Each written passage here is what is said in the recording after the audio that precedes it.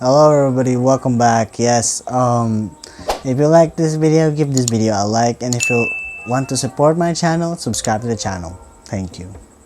Hello everybody. So if you can see on my face, I'm tired because I've been researching, not about Jack the Ripper. It's about someone that is becoming the 17th president. Okay, I just spoiled it, but yes, I am making a documentary. Okay, even though I didn't spoil it, but hey, I'm making a documentary and I'm going to edit it.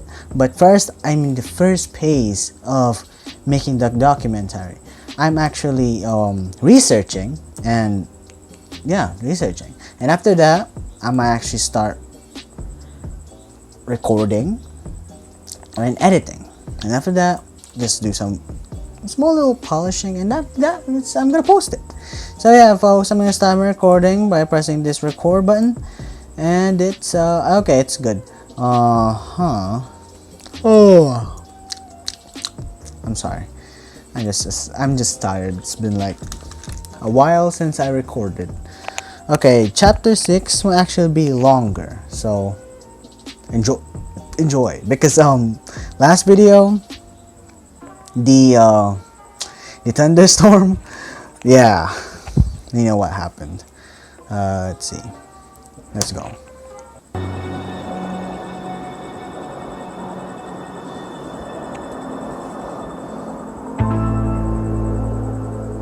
On the morning of November the 9th, a merchant and property owner named John McCarthy was going through his bookkeeping.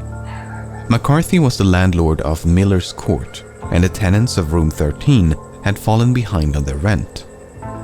McCarthy sent at once for his assistant, Thomas Boyer, to collect the money at 11:15.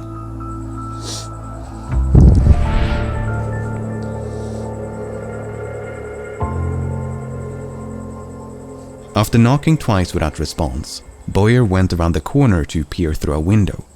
But his view was obstructed by a coat or curtain, so Boyer had to reach through a broken window pane to pull it aside. That's when he saw the severely mutilated body of a woman lying upon a bed in the corner of the room. Miller's Court was soon crawling with police, but the door to room 13 was locked and had to be forced open with a pickaxe. Jeez. What they found inside was truly the stuff of nightmares. The sight we saw, I cannot drive away from my mind. It looked more like the work of a devil than of a man. The whole scene is more than I can describe. I hope I may never see such a sight again. Dr. George Phillips described the body as, quote, cut all to pieces. Dr. Thomas Bond described the woman's face as, quote, hacked beyond recognition. The abdomen had been, quote, emptied of its viscera, while the throat had been, quote, severed all round, down to the bone. The body had been monstrously disfigured, with loose organs dispersed all around it. The room itself. First of all, this victim was brutally killed. Like in the past victims, yeah, it's still brutal, but knowing that those, like, the doctors are saying her body was like get cut into pieces, like it's brutal. Even it's the victims in the first, second, third, and in the fourth was still brutal, but man, imagine that. Please don't. Don't. Okay, I'm sorry for saying imagine that. Okay, let's go. Was sparsely furnished and offered little in the way of clues. 2 tables, 1 or 2 chairs, and a small cabinet. Amongst the ashes of a fireplace, the police found patches of burned clothing. Had the killer tried to dispose of evidence, or had it merely been used for warmth and light? The victim was identified almost immediately. Her name was Mary Jane Kelly, and she was the tenant of 13 Miller's Court. So she's in her mid-20s. So she's younger. Okay, partners: Davis, possible husband, Joseph Fleming, Joseph Barnett. Children claimed to be a mother, just claimed though, alias Black Mary, Fair Emma, Ginger. Oh God. But nearly everything about Kelly's life is shrouded in mystery.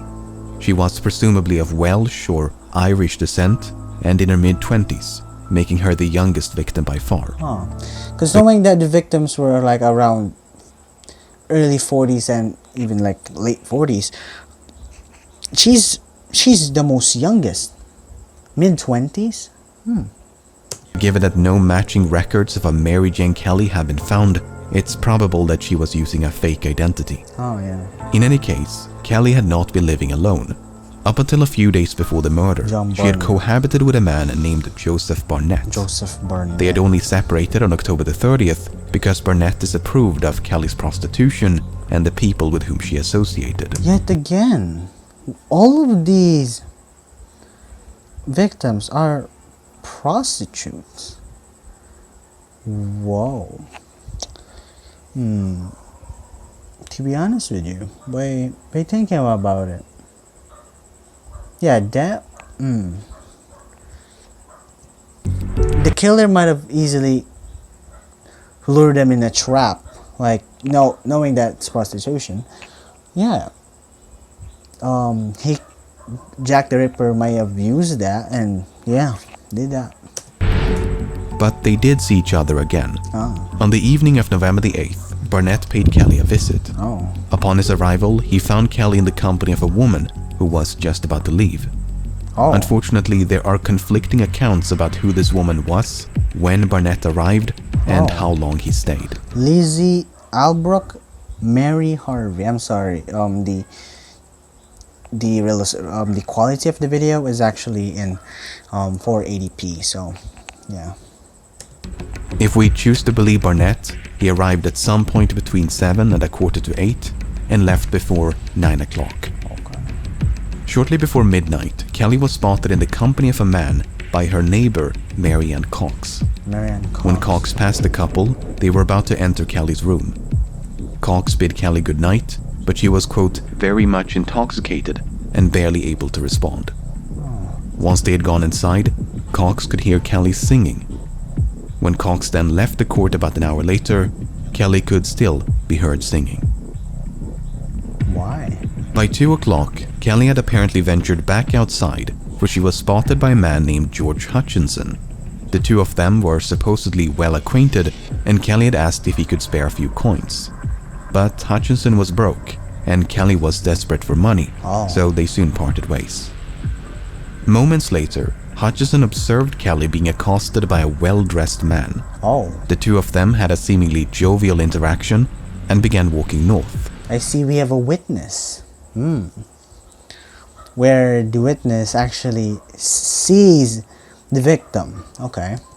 Hutchinson found it suspicious that such a well-dressed man would seek the company of a woman like Kelly. Yeah, that does make sense. That's suspicious. If a man like that getting a company with a woman like Mary Jane Kelly. That is suspicious. George Hutchinson. As such, when the couple passed him by, he scrutinized the man's appearance. God. He was, for instance, carrying a pair of gloves in his right hand and a small parcel in his left. Hutchinson decided to shadow the couple as they proceeded to Miller's Court. Before they vanished up the court, the man handed Kelly a red handkerchief, and she had supposedly told him, "All right, my dear, come along. You will be comfortable." Okay, so George Hutchinson over here is like now like following them, and it's feeling like bad vibes on this well-dressed man. And yeah, that's the first time that we have a witness that actually sees the victim with maybe Jack the Ripper, but we don't know. And yeah, Hutchinson remained in the vicinity until 3 o'clock, but neither Kelly nor the man reappeared. At roughly the same time, Cox returned home. Okay, so George Hutchinson stayed there. So he waited, and he might actually be like thinking of maybe staying there for a while, waiting, and if someone comes out, because this is like maybe he knows about Jack the Ripper, so he's like following the two, and yeah, but knowing that no one is still coming out, okay, he just left. And now Marion Cox. In stark contrast to the loud singing upon her last departure, Oh. Cox was now struck by the complete absence of sound and light Okay. from Kelly's room. Finally, at approximately 4 o'clock, a tenant above and a woman across from Kelly's room heard cries of murder. Oh. The voice was that of a woman, and it appeared to emanate from nearby. Meanwhile, other denizens of the court heard no screams at all. Oh. That's weird. According to Dr. Bond, Kelly died between 1 and 2 o'clock in the morning. Oh. Dr. Phillips placed the time of death a few hours later. But some witnesses were quite adamant that they had seen or even spoken to Kelly as late as 8 or 10 o'clock in the morning. Oh. Keep in mind that her body was discovered at a quarter to 11. These Remember, they're like almost estimating it, and they don't have like equipment like ours, because yeah, even though we have equipment like equipment that you can know when the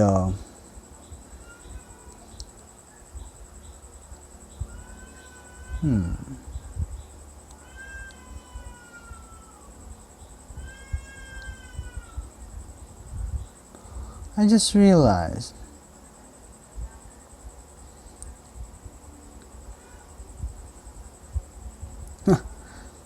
That's fun. Okay, so I'm sorry about that. Hold on, I'm just checking the... Oh yeah, okay. contradictions are difficult to reconcile, and the precise time of death eludes us. Yeah, okay, I forgot. Even though we have equipment like equipment that can track someone and like maybe get DNA to someone and checking who that is. Yeah, I'm sorry, my English sucks, but let me just phrase it again. Nowadays we have equipment where if the police gets DNA, they can just do some analysis, and where they can use the DNA to track someone that did the murder. So yeah, or maybe if the murder weapon was found, and if they wanted to check if it's really the murder weapon, they can just do some autopsy or some not autopsy, like analysis. Yeah, but this is back then. It's like 1888, so they don't have these to this day.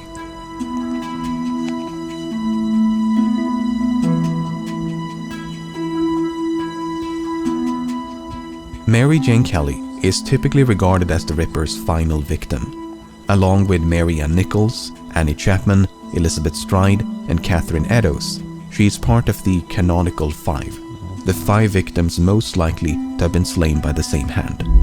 Martha Tabram might have been a victim of Jack the Ripper, but opinions are divided. The same is true of at least a handful of other cases. Oh, there's other cases. Oh, okay, so this is in 1889 and this is in 1891, like 2 years later. Oh, wow. Even the canonical 5 are not without controversy, so the total number of victims is a matter of debate. Yeah, it's in debate, and it's the theories. We don't know how many did Jack the Ripper really killed. He might have killed more before these women. Presuming that Kelly was indeed the final victim, one has to wonder why. Why did the murders come to such a sudden end? Did the Ripper give in to fears of being caught? Were they imprisoned for a different crime? Perhaps they succumbed to an illness or committed suicide. Could they have migrated to another country? Perhaps they deliberately changed their modus operandi to confuse the police. The possibilities are virtually endless, which means there is no shortage of suspects.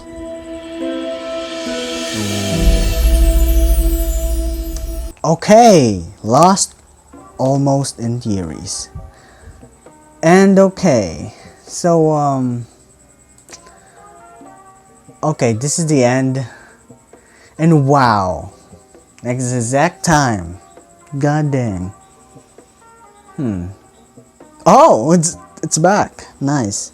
Okay, let me just get it up. Okay. So thank you for watching, everybody.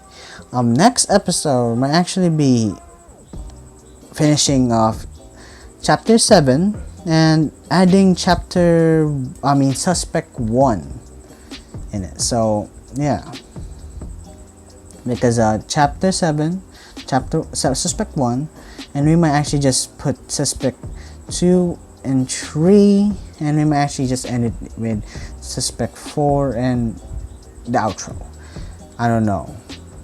This is very confusing, but hey, thank you for watching. This is a lengthy video. Last video was actually just 12 minutes, and yeah, so thank you for watching, everybody. Like and subscribe, and yeah, if my editing sucks, it was my first time using what you call that, Premiere Pro. So I just ended the recording. Wow, so yeah, thank you for watching, everybody. Like and subscribe. Goodbye.